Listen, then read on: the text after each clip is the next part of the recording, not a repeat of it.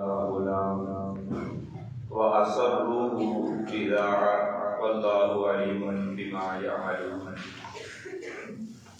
اللہ تبارک و تعالی نے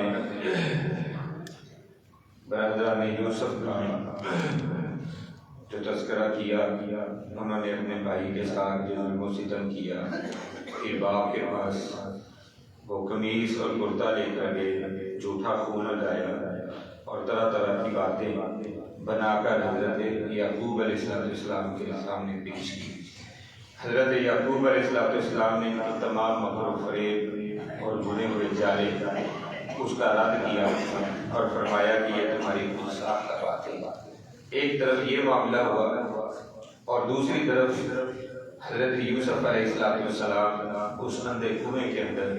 غیابت الجب کے اندر پڑے ہوئے تھے۔ تفاسیر کے اندر آتا ہے تقریباً 3 دن حضرت یوسف علیہ السلام اس کنویں کے اندر رہے۔ 3 دنوں کے اندر اللہ تبارک و تعالیٰ نے ان کی حفاظت کی۔ بعض روایات میں یہ بھی آتا ہے کہ بھائیوں میں سے کوئی بھائی ان کے لیے کوئی کھانے کا انتظام بھی کر جاتا تھا، مختلف وقتوں کے اندر آتا اور کھانا پہنچا دیتا، کنویں کے اندر جو نا کسی چیز کے ذریعے ان تک پہنچایا جاتا۔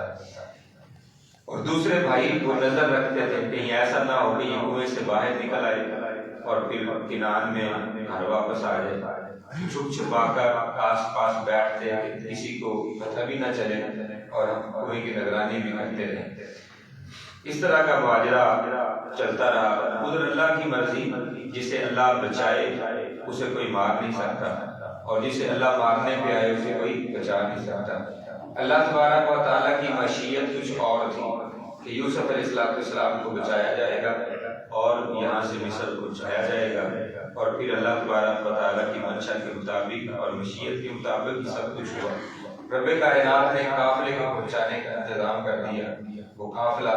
یہاں پہ پہنچا۔ قرآن نے اس کی تفاصیل تو نہیں بیان کیا، اختصار کو بھی بیان کیا، اور یہ قرآن مجید کا اعجاز ہے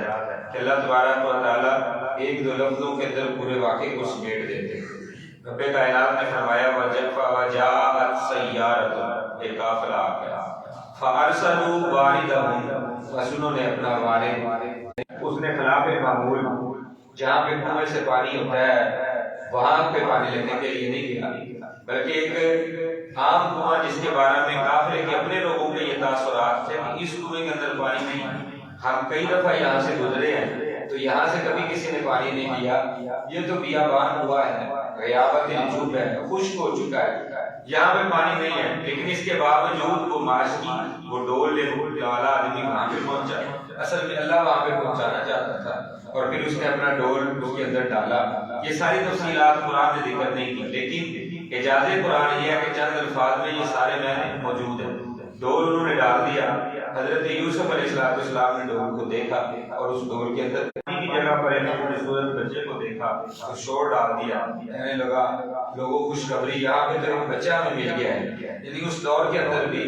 کوئی غلام ہاتھ آ جانا، کوئی اس طرح کی نعمت مل جانا، مفت میں ہی اتنا زیادہ قیمتی سودا آ جانا بہت بڑی خوشی کا سبب تھا ان کے لیے۔ انہوں نے کہا ہمیں تو ایک غلام مل گیا ہے، بچہ مل گیا ہے، اس کو ہم فروخت کریں گے اور بہت زیادہ اس کی قیمت حاصل کریں گے۔ وَأَسَرُّوهُ بِضَاعَةً، انہوں نے اس کو جمع پونجی سمجھ کے، مال متاع سمجھ کے، پونجی سمجھ کے ہمیں اس سے کوئی فائدہ حاصل ہوگا، اس کو چھپا لی۔ یعنی چھپانے کا مقصد یہ تھا کہ یوسف علیہ السلام کی شکل و صورت سے نہ کوئی غلام لگتے تھے، نہ کوئی اس طرح کے لگتے تھے کہ جس سے وہ سمجھ سکیں کہ یہ کوئی یعنی آوارہ ٹائپ یا مفرور قسم کا آدمی سے مفت ایمان میں میسر آیا۔ انہوں نے اس کو چھپا لیا۔ واللہ علیم بما یعملون، اللہ تعالیٰ خوب جانتا ہے جو وہ عمل کرتے ہیں۔ اس آیت کریمہ سے کئی واقعات ہمیں پتہ چلتے ہیں۔ نبی علیہ السلام کی سیرت کا بھی واقعہ ہمیں پتہ چلتا ہے، جس طرح یوسف علیہ السلام 3 دن کنویں کے اندر رہے تو رسول اللہ صلی اللہ علیہ وسلم کے خاندان قریش مکہ نے بھی رسول اللہ صلی اللہ علیہ وسلم کو 3 سال تک شیب ابی طالب کے اندر معصور کر دیا تھا، اور وہاں پہ نہ کھانے کے لیے کچھ جانے دیتے تھے، نہ پینے کے لیے کچھ جانے دیتے تھے۔ سوشل بائیکاٹ 3 سال تک یہ رکھا، یعنی یہ مماثلت پائی جاتی ہے۔ آپ صلی اللہ علیہ وسلم شیب ابی طالب میں قید رہے، یہاں پہ 3 دن حضرت یوسف علیہ السلام کو کنویں میں قید رکھا گیا۔ وہاں پہ بھی ایک بھائی وہ چوری چھپ کے کھانا وغیرہ پہنچا دیتا تھا، تو رسول اللہ صلی اللہ علیہ وسلم کے خاندان اور مکہ والوں میں سے بھی کچھ لوگ ایسے تھے نرم دل جو رات کی تاریکی میں جاتے اور چھپ چھپا کے کبھی کوئی کھانے کی چیز پہنچا دیتے، کبھی کوئی پانی کی چیز پہنچا دیتے، لیکن مکے والوں نے سخت ترین بائیکاٹ کیا ہوا تھا کہ نہ ان کو ان سے کچھ لیں گے، نہ ان کو کچھ دیں گے، نہ ان کے ساتھ رشتہ داریاں قائم کریں گے، نہ یہ ہمارے ساتھ رشتہ داریاں قائم کریں، نہ ہمارا بول چال ان کے ساتھ، نہ ان کا ہمارے ساتھ، جو ان کے ساتھ بول چال رکھے گا اس سے بھی تعلق کو توڑ دیں۔ اتنا سخت بائیکاٹ تھا۔ ادھر بھائیوں نے بھی اس طرح کا معاملہ کیا ہوا تھا، تو اللہ تبارک و تعالیٰ کی دربار کے ساتھ اس بات کر دی تھی کہ آپ رسول اللہ صلی اللہ علیہ وسلم بنو ہاشم کے ساتھ ہمارا مقاطع ہے، بائیکاٹ ہے، جاؤ جا کر دیکھ لو وہ تمہاری لکھی ہوئی تحریر، وہ کاغذ کا ٹکڑا، اس کو کوئی اللہ کی مخلوق کھا گئی ہے، اس میں سوائے اللہ کے نام کے اور کوئی چیز باقی نہیں بچی، وہ گسیدہ ہو چکی ہے۔ لوگوں نے جا کر دیکھا، کہا کہ یہ کیسے ہو سکتا ہے؟ جا کر دیکھا تو بالکل وہ ٹکڑا جو لگایا ہوا تھا انہوں نے وہ سارے کا سارا گسیدہ ہو چکا تھا، کوئی لفظ اس میں اللہ کے نام کے علاوہ بسم تعالیٰ وہ لکھا کرتے تھے، اللہ کے نام کے علاوہ کوئی جملہ اس تحریر کے اندر باقی نہیں تھا، سارے کے سارے کو سیوک نے ختم کر دیا تھا۔ تو مختصراً یہ کہ اللہ جسے بچاتا ہے اسے کوئی مار نہیں سکتا، اسے نقصان نہیں پہنچا سکتا، اللہ کی رضا پہ انسان کو راضی اور خوش رہنا چاہیے۔ پھر اللہ تبارک و تعالیٰ نے اس کے بعد پھر آگے واقعے کو چلایا، وَشَرَوْهُ بِثَمَنٍ بَخْسٍ دَرَاهِمَا، جب یہ قافلہ لے کر نکلا تو پھر انہوں نے اس کو چھپا لیا جمع پونجی سمجھ کر، تو وہ بھائی جو تھے وہ چھپ چھپ کے جو دیکھتے تھے اور نگرانی کرتے تھے کہ کہیں کنویں سے یہ نکل کر کے گھر نہ پہنچ جائے، انہوں نے جب قافلے والے کو دیکھا کہ انہوں نے وہاں سے نکال لیا تو وہ بھی پھر دوڑتے ہوئے آگے کہتے تھے ہمارا ایک غلام وَشَرَوْهُ بِثَمَنٍ بَخْسٍ دَرَاهِمَا، اللہ تبارک و تعالیٰ فرماتے ہیں انہوں نے اس یوسف کو یعنی قیمت کیسی جو کھوٹی تھی اور چند ایک سکوں کی عوض کے اندر حضرت یوسف علیہ السلام کو انہوں نے بیچ دیا۔ یہاں پہ علماء مفسرین نے دو رائے قائم کی ہے، ایک یہ کہ یہ برادران یوسف نہیں تھے بیچنے والے بلکہ قافلے والے تھے جنہوں نے جا کر مصر میں بیچا، لیکن صحیح بات یہ نظر آتی ہے کہ یہ کھوٹے سکوں کے عوض، چند درہموں کے عوض جس کی 20 اور بعض روایات کے مطابق 22 درہم تھے جو انہوں نے قافلے والوں نے دیے یا جس کے عوض یوسف علیہ السلام کو بیچا گیا۔ پتہ یہ چلتا ہے کہ یہ برادران مصر ہے، بادشاہ اس وقت کا وزیر اعظم تھا، تو تھوڑی قیمت میں تو نہیں خریدے گا، بڑے لوگ چھوٹی چیز کو بھی مہنگے داموں خرید لیتے ہیں، تو یہ وہاں پہ ان کا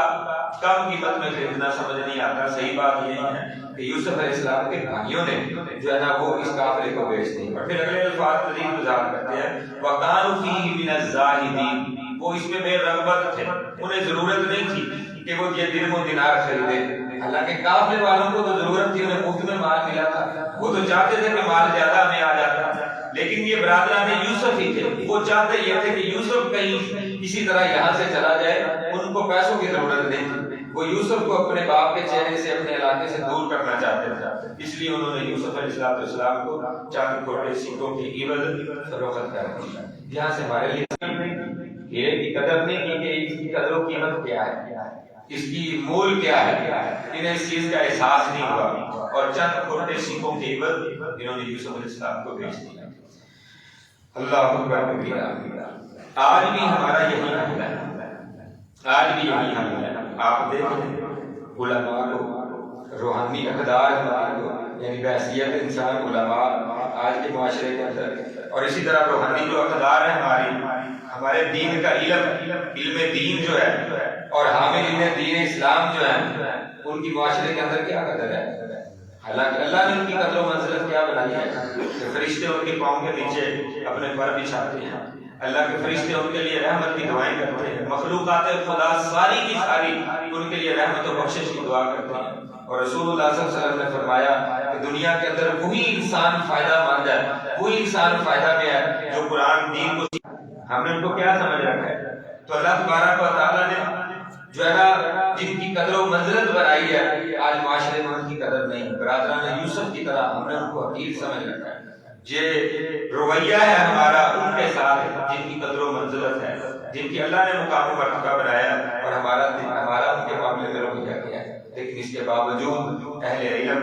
جو لوگ ہوتے ہیں دینی اقدار پر چلنے والے جو ہوتے ہیں، دعوت دین میں مصروف رہنے والے لوگ ہوتے ہیں، انہیں نہ دل چھوٹا کرنا چاہیے اور نہ ان کا دل چھوٹا ہونا چاہیے۔ یوسف علیہ السلام کے بھائیوں نے جس طرح سلوک کیا اس کے برعکس حضرت یوسف علیہ السلام کی سیرت ہمارے لیے نمونہ ہے۔ انہوں نے دل چھوٹا نہیں کیا، کسی جگہ بھی بھائیوں کے لیے اپنے دل کو یعنی تنگ نہیں کیا، بلکہ ہمیشہ فراخ دلی کا مظاہرہ کیا، اور یہی آگے ہمیں کرنا چاہیے کہ ہم اپنے تو عظمتوں والا حسن نسب تھا، باپ دادے سے شان و شوکتوں اور عظمتوں والے تھے،